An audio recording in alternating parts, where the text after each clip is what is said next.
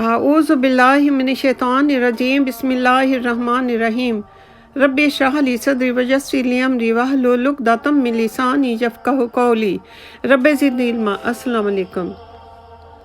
اور فرمایا رب تعالیٰ نے کہ اور سلامتی ہو حضرت ابراہیم علیہ السلام پر کہ ہم یوں ہی بدلہ دیا کرتے ہیں ہر نیکی کرنے والوں کو، اور وہ ہمارے بندوں میں سے بہت ہی نیک اور ایماندار ہیں، اور ہم ان کو اپنی نعمتوں اور برکتوں سے نوازتے رہیں گے۔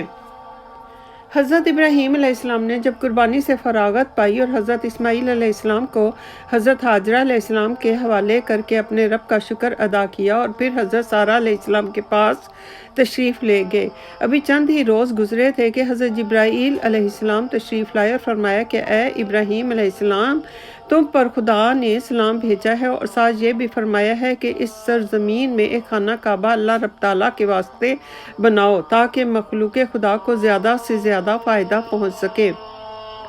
یہ بات حضرت جبرائیل علیہ السلام کی سن کر حضرت ابراہیم علیہ السلام نے فرمایا کہ یہ خانہ کعبہ اس سرزمین پر کہاں تعمیر کیا جائے۔ فوراً ہی رب تعالیٰ کا حکم ہوا کہ اے ابراہیم علیہ السلام، اونٹ پر سوار ہو جاؤ تو میرے حکم سے ایک ابر آئے گا اور تم اس کے ساتھ ساتھ چلتے رہنا، اور وہ ابر جہاں ٹھہرے گا اور اس کا سایہ جہاں تک گرے گا وہاں تک نشان دے کر وہیں خانہ کعبہ کی بنیاد ڈال دینا۔ چنانچہ بحکم خداوندی ایسا ہی ہوا، اور حضرت جبرائیل علیہ السلام نے نشاندہی کروا کر خانہ کعبہ کا کام شروع کروایا۔ حضرت اسماعیل علیہ السلام اور حضرت ابراہیم علیہ السلام نے حضرت جبرائیل علیہ السلام کی مدد سے خانہ کعبہ تعمیر کرنا شروع کیا۔ روایت ہے کہ خانہ کعبہ کی تعمیر کے واسطے پتھر کوہ لبنان، کوہ ہیرا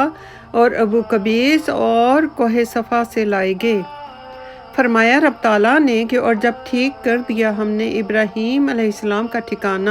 اس گھر کا شریک نہ کر میرے ساتھ کسی کو، اور پاک رکھ میرے گھر کو طواف کرنے والوں اور کھڑے رہنے والوں اور رکوع اور سجود کرنے والوں کے واسطے، کیونکہ دیگر امتوں میں رکوع نہ تھا، اور یہ خاص صفت اسی امت کو عنایت فرمائی گئی۔ اور حضرت ابراہیم علیہ السلام کو یہ بھی بتایا گیا کہ آنے والی نسلیں اس گھر کو آباد کریں گی۔ کہا رب تعالیٰ نے کہ جب اٹھانے لگے حضرت ابراہیم علیہ السلام اور حضرت اسماعیل علیہ السلام بنیادیں اس گھر کی، تب کہنے لگے کہ اے رب، قبول کر، تو ہی اصل سننے والا اور جاننے والا ہے۔ حق تعالیٰ نے فرمایا کہ اور جب کہا ابراہیم علیہ السلام نے کہ اے رب، کر اس شہر کو امن و امان والا اور روزی دے اس کے لوگوں کو میووں سے جو کوئی ان میں سے یقین لائے اللہ رب تعالیٰ پر اور اس دن پر جو آنے والا یقیناً ہے۔ اور پھر فرمایا رب تعالیٰ نے، اور فرمایا اور جو کوئی منکر ہے اس کو بھی فائدہ دوں گا تھوڑے دنوں تک، پھر اس کو قید کر کے بلاؤں گا برائے عذاب و دوزخ کے، اور وہ نہایت ہی بری جگہ ہے۔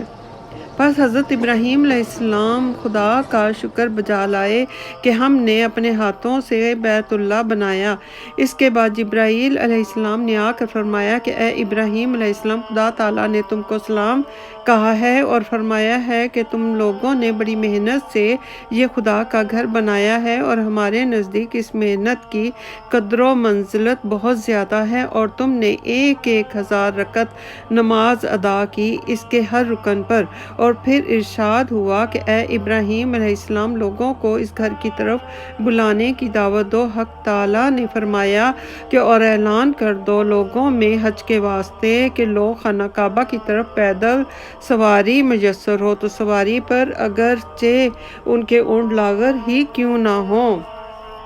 غرض یہ کہ ہر ممکن طریقے سے اس گھر بیت اللہ کی طرف چلے آئیں۔ یہ حکم سن کر حضرت ابراہیم علیہ السلام نے عرض کی کہ یا باری تعالیٰ، میری آواز کہاں تک سنائی دے گی؟ میری آواز کون سن سکے گا؟ اللہ رب تعالیٰ نے فرمایا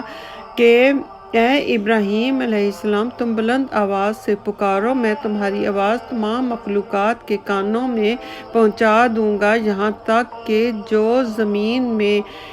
باپ کے صلب میں بھی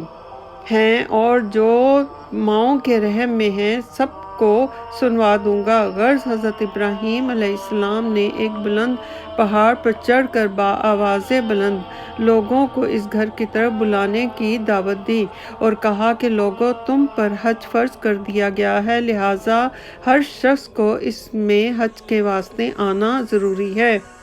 چنانچہ جس میں حج کی سعادت نصیب تھی اس نے ایک بار، 2 بار اور 3 بار بھی بیت اللہ شریف کا رخ کیا۔ اللہ رب تعالیٰ سب کو حج کی سعادت نصیب کرے۔ بیت اللہ کے چاروں طرف سے آوازیں گونجنے لگیں، لبیک اللہم لبیک۔